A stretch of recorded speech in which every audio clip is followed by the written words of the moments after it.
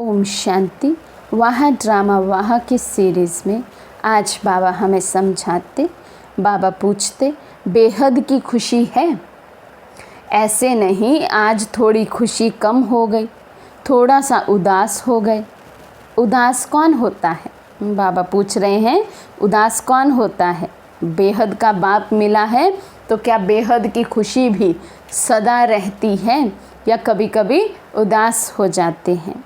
तो बाबा कहते, जो माया का दास बनता है वही उदास होगा ना, जो माया का दास बन जाएगा। क्या करें, कैसे करें, ये क्वेश्चन आना माना उदास होना। जब भी क्यों का क्वेश्चन आता है, क्यों हुआ, क्यों किया, तो इससे सिद्ध है कि चक्र का ज्ञान पूरा नहीं है। कितना बाबा हम पर मेहनत करते हैं कि हम बच्चे क्या क्यों से परे हो जाएं। हमारे गिरने की एक जड़ यही है, क्या और क्यों। देह अभिमान में आए, क्या क्यों में फंसे और आत्मा नीचे गिरती आई है। और अब ऐसा ये संस्कार पक्का रावण ने हम में भर दिया हुआ है कि निकालना चाहे तो भी निकल नहीं रहा है। इसीलिए तो बाबा को रोज़ रोज़ सिखाना पड़ता है। कितना इस पर अटेंशन देना चाहिए मुझे। हर बात में न्यारे होते जाएं। क्या क्यों के प्रश्न से पार। क्या क्यों का प्रश्न वही करेगा जो हर बात के प्रभाव में आ जाता है। जब हम प्रभाव से ही मुक्त हो जाएंगे तो क्या क्यों किससे भी मुक्त हो जाएंगे। जब ड्रामा को साक्षी हो देखने लगेंगे, ड्रामा पक्का हो जाएगा, तो क्या क्यों ऑटोमेटिकली छूट जाएगा। तो बाबा कहते इससे सिद्ध है, जब तक क्या क्यों नहीं छूट रहा है तो माना हमें ड्रामा का ये जो चक्र है अभी इसमें 100% निश्चय नहीं हुआ है, याद ही नहीं रहता, ये पक्का नहीं हुआ है कि ये सब ड्रामा चल रहा है। और जब तक ड्रामा नहीं पक्का है तो इसका मतलब फिर ये भी पक्का नहीं है कि मैं आत्मा एक्टर हूँ। तभी तो फंसते हैं ना, दूसरी आत्मा भी एक्टर है। तो हर एक का जब एक्ट अपना है, हर एक को जब अपनी स्क्रिप्ट मिली हुई है, तो हर एक अपनी स्क्रिप्ट के अकॉर्डिंग एक्ट तो करेगा ही। बंधा हुआ है हर एक आत्मा, हर एक एक्टर ड्रामा में, वो अपनी स्क्रिप्ट से बाहर नहीं आ सकता। और हम चाहते हैं कि हम हर एक आत्मा जो मेरे संबंध संपर्क में है, मेनली जो मेरे बहुत क्लोज हैं, उनकी स्क्रिप्ट मैं लिखने लग जाऊं। और हम सुबह से रात तक पता नहीं कितने डायलॉग्स और कितने सीन्स दूसरों के लिए लिख देते हैं। और फिर जब वैसा नहीं होता है तो हम फिर से वहीं चक्र में आ जाते, क्या क्यों के चक्र में। तो इसलिए बाबा कहते ड्रामा का ज्ञान पूरा बुद्धि में रखो। अगर ड्रामा के राज को जान जाए तो क्यों क्या का क्वेश्चन उठ नहीं सकता। जब स्वयं भी कल्याणकारी और समय भी कल्याणकारी है तो ये क्वेश्चन उठ सकता है। बाबा कहते पूछो अपने आप को। जब हम कहते हैं कि संगम युग कल्याणकारी युग है, मेरा पाठ कल्याणकारी है, वो कल्याणकारी बाप अभी मेरा पिता बन गया है। बाबा कहते जब इतना कल्याण के डायलॉग्स आपको पता है, ज्ञान आपको पता है, तो क्या आपका अकल्याण हो सकता है। जब समय ही कल्याणकारी है, अब जैसा समय होता है वैसी चीज़ें ऑटोमेटिकली ड्रामा में होती ही हैं। जैसे अब सत्युग का समय होगा तो ऑटोमेटिकली जो आत्मा है वो अपने स्वरूप में ही रहेगी, क्योंकि सत्युग का पाठ ही ऐसा है। त्रेता में आएंगे तो थोड़ा थोड़ा कमी आने लग जाएगी, क्योंकि पाठ ही ऐसा है कमी वाला। उसी तरह से संगम युग है ही कल्याणकारी युग, तो पाठ ही कल्याणकारी का है, तो फिर मेरा अकल्याण कैसे हो सकता है।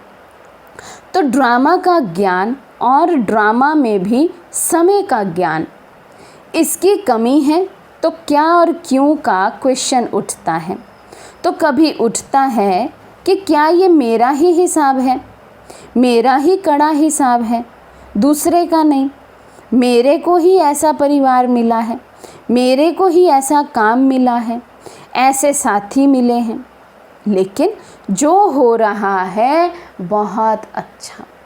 बाबा कहते अगर ये प्रश्न भी आते हैं मन में, मेरा ही हिसाब ऐसा कड़ा क्यों है, मुझे ही ऐसी आत्माएं क्यों मिली हैं, औरों को तो किसी को ऐसे बंधन नहीं है। कितनी आत्माएं मुक्त हैं ऐसे किसी बंधन में से मैं ही क्यों बंधन में फंसा, मुझे ही क्यों ऐसे साथी मिले, मुझे ही ये सेवा क्यों मिली, मुझे ही ये काम क्यों मिला है।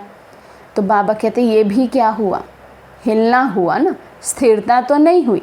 क्या क्यों, प्रश्न तो प्रश्न ही है, तो ये भी प्रश्न हुए।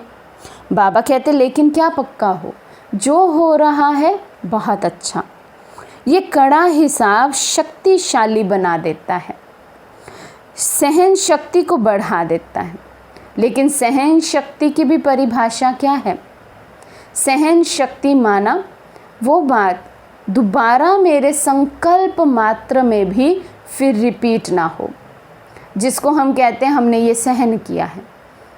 फिर वो चाहे कोई व्यक्ति के साथ हमारा हिसाब हो, कोई वैसे ही बात हो, कोई परिस्थिति हो, तो हम कहते हैं हमने बहुत सहन किया है। सहन किया इन द सेंस वो बात मुझे फिर याद भी ना रहे। तेज आग के आगे कोई भी चीज़ परिवर्तन ना हो, ये हो ही नहीं सकता। तो ये कभी नहीं कहना कड़ा हिसाब है। कमजोरी ही सहज को मुश्किल बना देती है। जब कहते हैं ना हमारे हिसाब किताब है, कड़े हिसाब किताब है, तो बाबा कहते फिर हम आत्माएं इसका मतलब अपने आप को इस एक संकल्प से कमज़ोर कर देती हैं। अब हम जब कमज़ोर हो गए तो छोटी सी चीज़, छोटी सी बात भी हमें फिर बड़ी लगने लग जाती है। तो इसलिए बाबा कहते ऐसा सोचना या बोलना भी अपनी कमज़ोरी को बढ़ाना है। ईश्वरीय शक्ति का बहुत बड़ा महत्व है। तो सदा स्व को देखो, स्वदर्शन चक्रधारी बनो, और बातों में जाना, औरों को देखना माना गिरना, और बाप को देखना, बाप का सुनना अर्थार्थ उड़ना। बातों को देखें, चाहे अन्य आत्माओं को देखें, किसी और को देखना, बाबा कहते माना गिरना। यही तो किया द्वापर युग से हमने, दूसरों की बातें सुनी हैं, उनकी बातों पे विश्वास कर लिया है। अच्छा ऐसे हुआ, अच्छा ऐसे कहा था उसने, ऐसे तो नहीं होना चाहिए था। या फिर दूसरे व्यक्ति को ही देखते रहे, ये ऐसा करते हैं, ये वैसा करते हैं।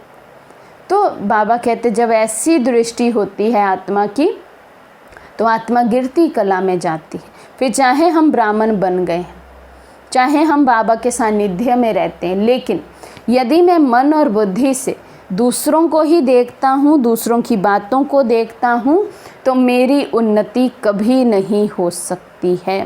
तो बाबा ने कहा सदैव याद रखो, ईश्वरीय शक्ति सबसे बड़ी शक्ति है। इसलिए केवल बाबा को देखो, बाबा जो सुना रहा है वो सुनो और वही करो, तो कभी भी गिरती कला नहीं होगी, सदैव हमारी उड़ती कला होती रहेगी। इसलिए प्रश्नों से पार प्रसन्नचित बनते जाना है। अच्छा, ओम शांति।